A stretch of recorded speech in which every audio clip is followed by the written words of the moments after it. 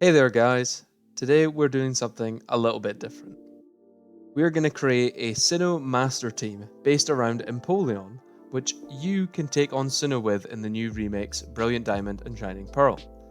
I am assuming here, based on the fact that certain Pokemon, Porygon Z, appeared in the trailer, that we are now working with a full Platinum Pokedex. However, we also have a new feature to think about in the game that may be a game changer for lots of playthroughs. This feature is Pokemon Home. While before creating a team could be hard due to finding Pokemon within a playthrough, we can now just start with whatever Pokemon we can bring into the region.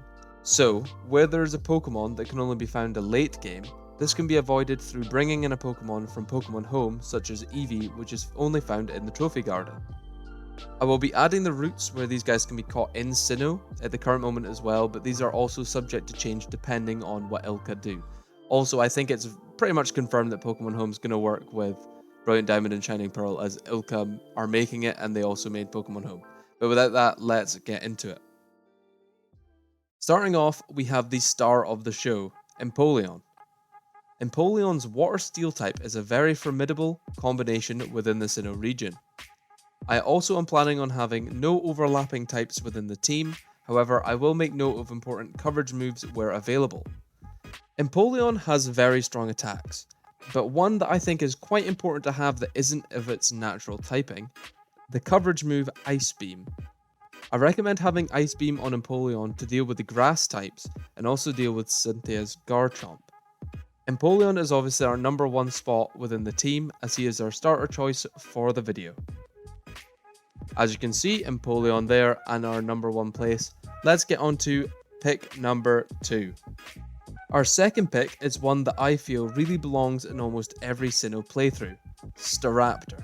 This flying normal boy is super fast and super strong. I myself have never played a Sinnoh game and enjoyed a team without this bird on it. He is critical to the team and also provides a space for fly where HMs may still be required. I do however think that HMs are probably a relic of the past, and therefore, it's not necessary to have a flying type, but I still think it's crucial to have this type be on your team no matter the encounter.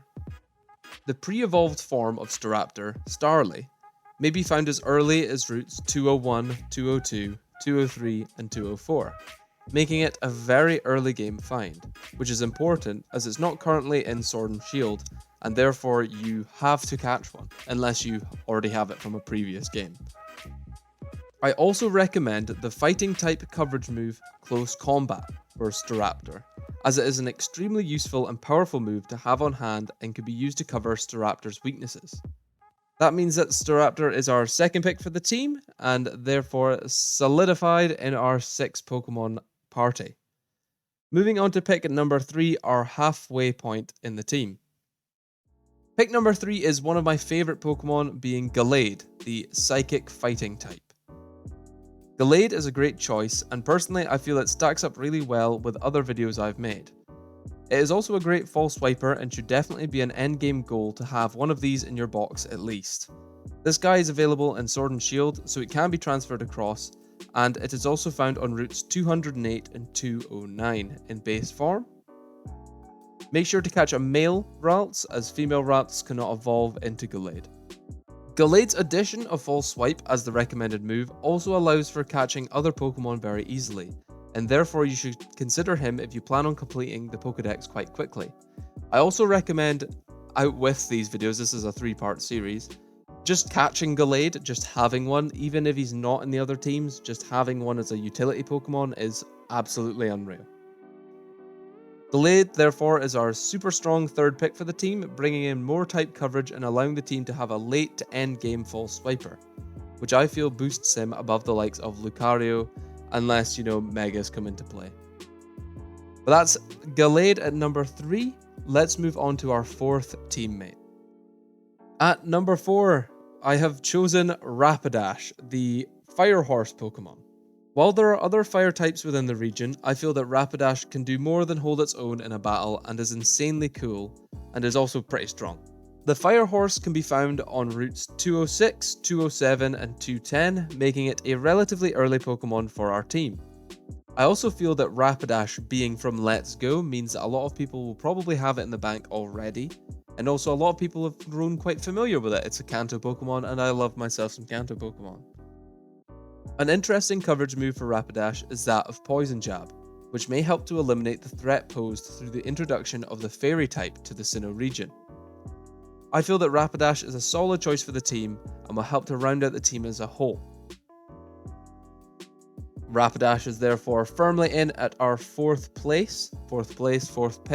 He's not in fourth, first is not Empoleon, even though Empoleon's pretty strong. Anyway, moving on to our fifth slot for our Sinnoh Master team. Up next at number 5, we have Leafeon. Every evolution is considered strong and viable within the world of Pokemon, and I feel that bringing in the Grass-type evolution that was created in Gen 4 is very fitting within this first team. Leafeon, being pure Grass-type, offers multiple stab attacks which can make a quick work of many water types found throughout the region. Eevee is a hard Pokemon to find in Pokemon Platinum, being only available in the Trophy Garden on certain days.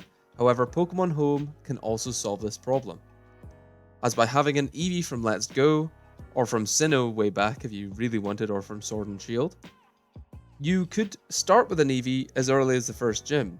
A great coverage move for Leafeon is that of X-Scissor, being a bug-type attack which can deal with Psychic and Dark types pretty quickly. I feel that Leafeon, out of all the evolutions, fits best within this team and creates a decent balance.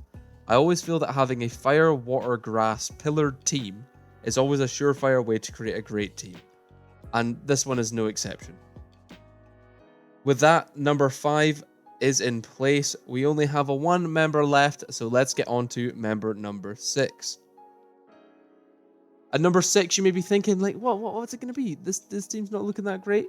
We're going to have the biggest boy, Garchomp. Garchomp is probably the biggest fan favorite out of Gen 4 besides Lucario.